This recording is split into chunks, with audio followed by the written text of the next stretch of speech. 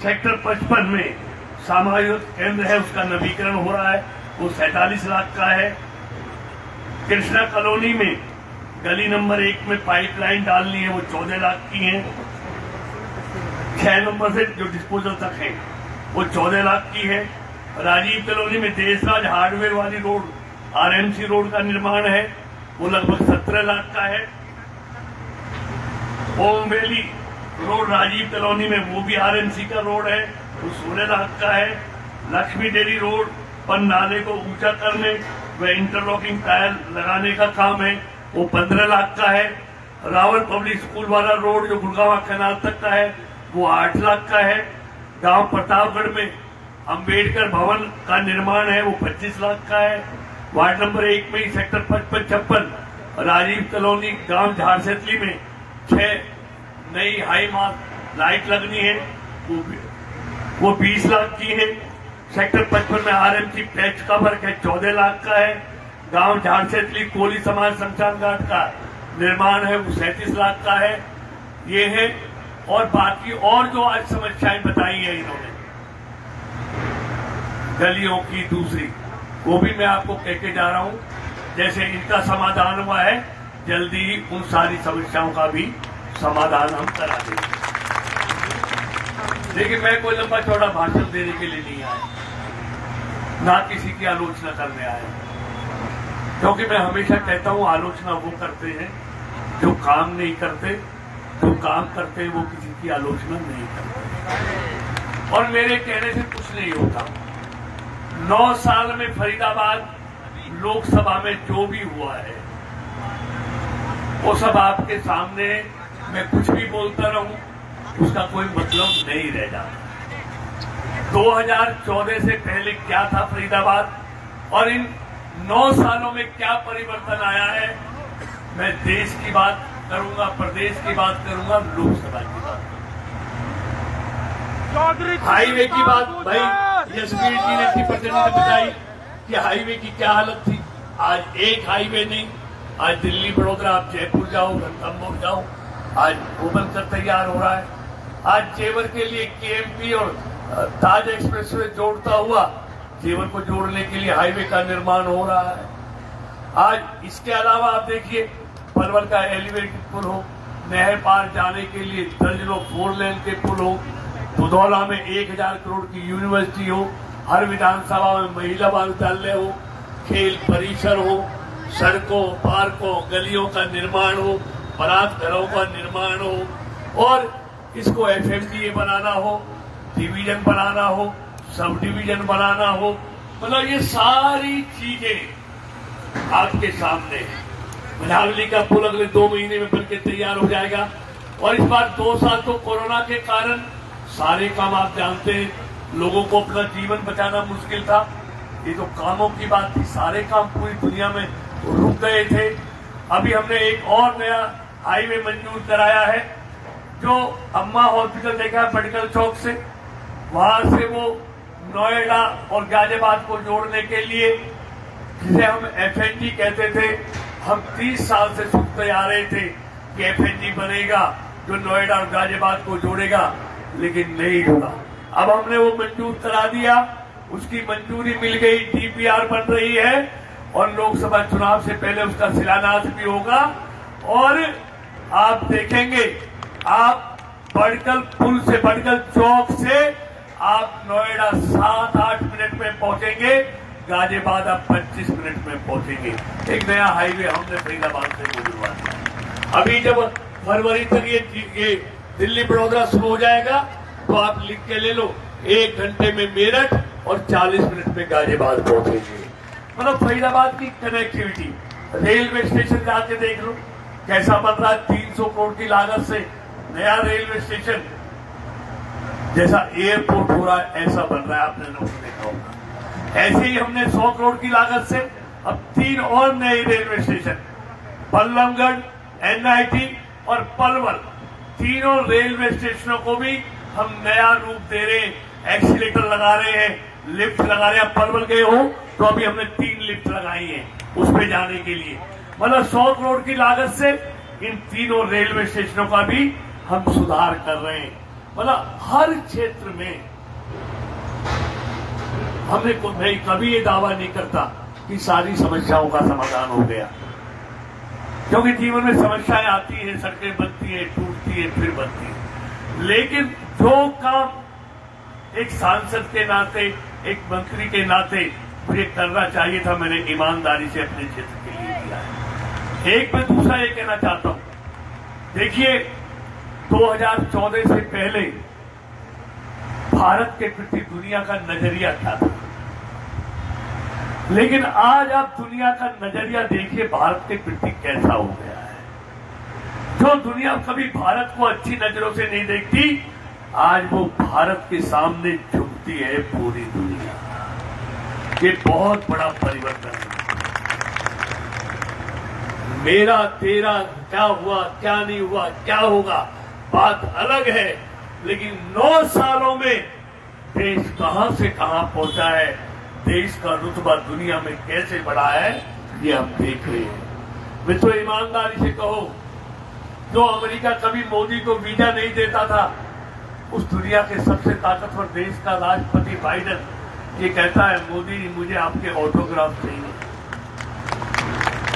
Australia का प्रधानमंत्री कहता है, मोदी जी, मोदी इज बॉस।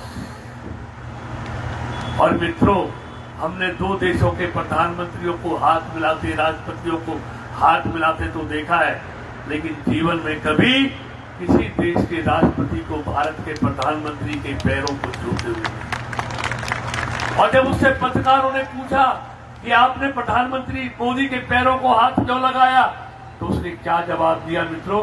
उसने कहा, मैंने भारत के प्रधानमंत्री के पैरों को छूकर इसलिए आशीर्वाद लिया, जब मेरे दोस्त देश के लोग कोरोना में बगैर वैक्सीन के मर रहे थे, मैंने दुनिया से गुहार लगाई, मुझे किसी ने वैक्सीन नहीं भेजी, तब मुझे भारत के प्रधानमंत्री नरेंद्र मोदी जी ने हवाई जहाजों से वैक्सीन भेजकर मेरे देश के लोगों की जान बचाने का काम किया। इसलिए मित्रों, एक देश को नहीं, अपने देश के तमाम लोगों को तो वैक्सीन लगाई ही, 100 देशों को वैक्सीन भेजने का काम भी नरेंद्र मोदी ने किया। आज दुनिया में इसलिए भारत का नाम अच्छी नजरों से लिया जाता है। मित्रों, यही नहीं, मैं ईमानदारी से पूछना चाहता हूं, इटली की प्रधानमंत्री आती है, G20 में कह के जाती है कि आज दुनिया का सबसे लोकप्रिय नेता कौन है? भारत का बेटा नरेंद्र मोदी। ये मैं नहीं कहता, अब 3 साल से जो दुनिया की रेटिंग एजेंसी है, जो सर्वे करती है, अमेरिका की सबसे बड़ी एजेंसी है, वो क्या बोलती है? वो कहती है नरेंद्र मोदी 76% लोगों की पसंद के साथ आज दुनिया का नंबर 1 नेता है। इसलिए ये देश 10वें नंबर से 5वें नंबर पर आ गए। आर्थिक तौर पर कोरोना में पूरे दुनिया की आर्थिक अर्थव्यवस्था पटरी से उतर गई, लेकिन एक भारत था जिसका प्रधानमंत्री नरेंद्र मोदी था, जिसके कारण उसने भारत की अर्थव्यवस्था को पटरी से नहीं उतरने दिया। मित्रों, और ये तो आज 5वें नंबर पे आया है, इंग्लैंड और ब्राजील जैसे देशों को पीछे छोड़कर। और अभी IMF का क्या कहना है, इंटरनेशनल मॉनिटरिंग फंड, जो दुनिया की अर्थव्यवस्था का आकलन करती है, वो संस्था, दुनिया के जितने भी अर्थशास्त्री हैं, अगर आप उनके आर्टिकल पढ़ोगे तो सबका ये कहना है कि 3 साल बाद भारत जर्मनी और जापान को भी पीछे छोड़ते हुए दुनिया की 3 जो सबसे शक्तिशाली अर्थव्यवस्थाएं, उसमें भारत एक होगा 3 टॉप में, अमेरिका, चीन और भारत। ये क्यों हो रहा है? ये इसलिए हो रहा है कि मोदी के लिए देश पहले है, दूसरे दलों के लिए परिवार पहले है। मोदी जो कुछ करते हैं देश के लिए करते हैं। मित्रों में बहुत उदाहरण है। आज हाईवे मैं आपको बताना चाहता हूं, जितने 70 सालों में बने उसने इन 9 सालों में बने। IIT जितने 70 सालों में बने, ये मेरी झूठ हो तो आप जो चाहे वो सजा दे देना, उतने इन 9 सालों में बने हैं। 70 साल में रेलवे का इलेक्ट्रिफिकेशन हुआ 20,000 किलोमीटर, इन 9 साल में हुआ 40,000 किलोमीटर। मेडिकल कॉलेज दुगने हो गए, यूनिवर्सिटी दुगनी हो गई, एम्स हॉस्पिटल 8 से 23 हो गए, मेट्रो 5 शहरों से 23 शहरों में पहुंच गई। और ये मोबाइल जो आपके हाथ में है मित्रों, हम 2014 से पहले 8 लाख करोड़ के दुनिया से आयात करते थे। आज भारत मोबाइल दुनिया के देशों को 3 लाख करोड़ का निर्यात करता है। बच्चों के खिलौने हम दुनिया के देशों से मंगाते थे, आज भारत दुनिया के देशों को भेजता है। आज रक्षा का सामान 70% भारत में बनता है। मित्रों यही नहीं, ऐसे कितने काम हैं। पहले 100 स्टार्टअप होते थे, आज 1 लाख स्टार्टअप हो गए हैं। आज गरीब को अन्न देने की बात हो, गरीब को एलपी कनेक्शन देने की बात हो, हर घर में जल देने की बात हो, हर गरीब का इलाज मुफ्त में बात हो, ये सारी चीजें इन 9 सालों में। और मित्रों एक ईमानदारी से बताओ, अगर नरेंद्र मोदी नहीं होते तो जम्मू कश्मीर से धारा 370 हट सकती थी। अगर नरेंद्र मोदी नहीं आते तो 35A का कानून जो पाकिस्तान में भारतीय शरणार्थी आए थे उनको भारत की नागरिकता मिल सकती थी, कभी नहीं मिली, उनको नागरिकता दी। अगर मोदी जी नहीं होते तो जो राम मंदिर आज बन रहा है वो बन सकता था, 500 साल से नहीं बना। मित्रों आपको याद होगा जब हम बीजेपी हम लोग विपक्ष में होते थे, हम नारा लगाया करते थे, रामलला हम आएंगे, मंदिर वहीं बनाएंगे। तो हमारे विरोधी क्या कहते थे, पर तारीख नहीं बताएंगे।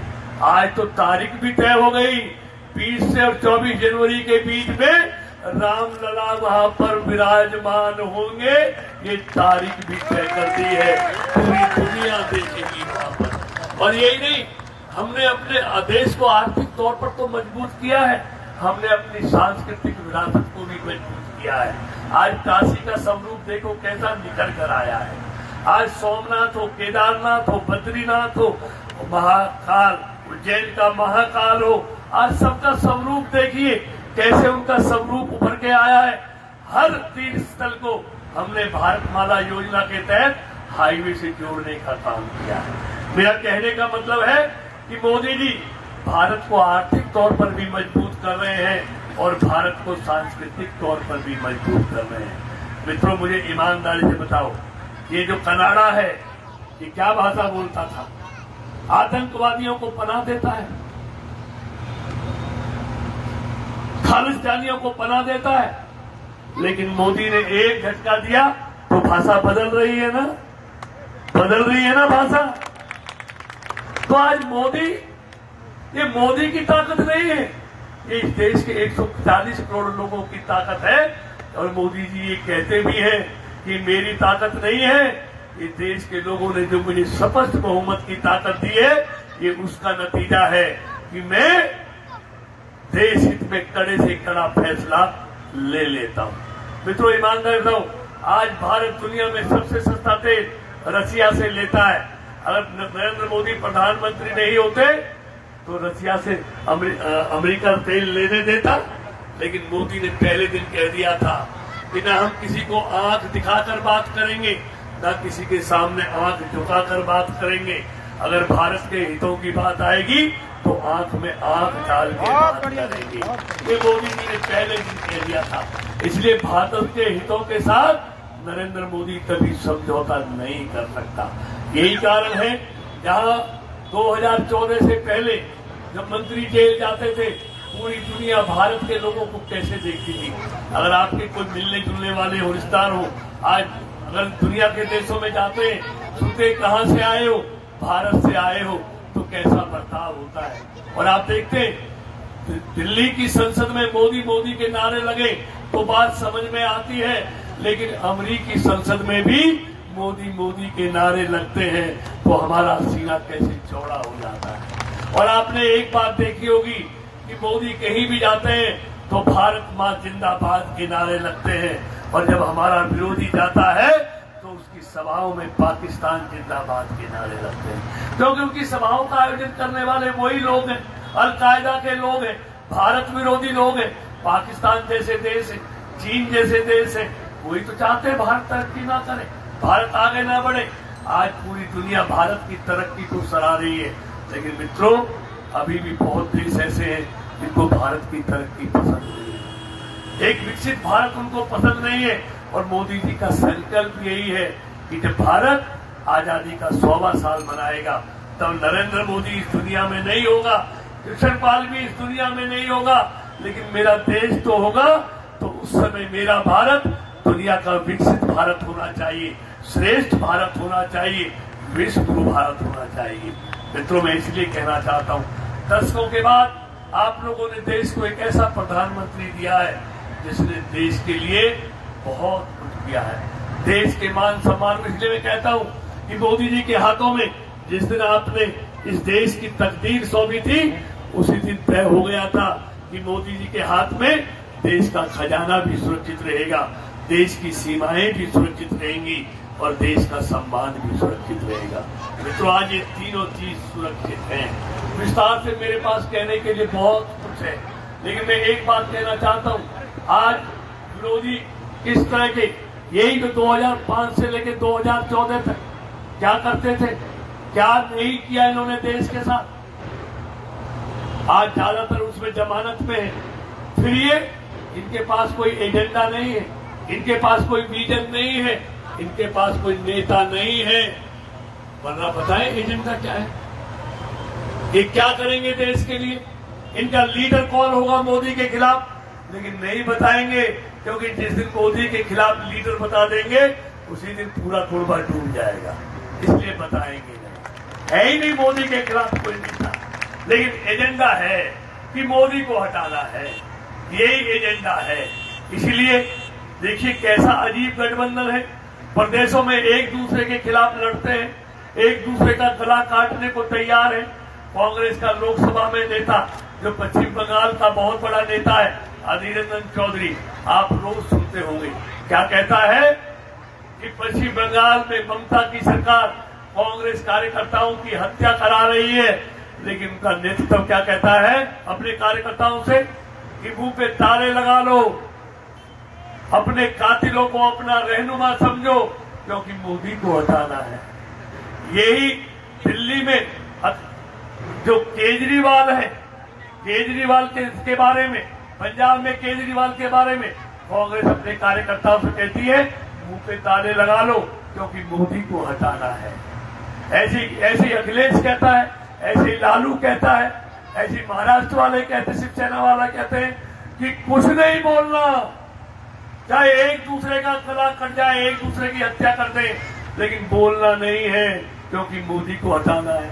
मित्रों, मोदी के हटाने से देश का भला हो जाएगा। मित्रों, मैं इसलिए कहने आया, आज ये कहता है कि मेरी सदस्यता चली गई। सदस्यता तो 31 लोगों की गई थी, क्योंकि कानून तुम्हारा बनाया हुआ था। मित्रों, कहते हैं ना, ये कानून कैसे था आपको मालूम है? उस कानून को किसने पाड़ा था? यही तो था। केजरीवाल माफी मांग गया, ये बोला मैं माफी नहीं मांगूंगा, क्योंकि माफी मांगना तो जनता का काम है, छोटे लोगों का काम है। राजा तो माफ करता है, कभी माफी नहीं मांगता। ये तो राजघराने में पैदा हुए, क्योंकि पहले दिन इन्होंने कह दिया था कि चाय बेचने वाला इस देश का प्रधानमंत्री नहीं बन सकता। इसकी मोदी की गरीबी का मजाक उड़ाया था।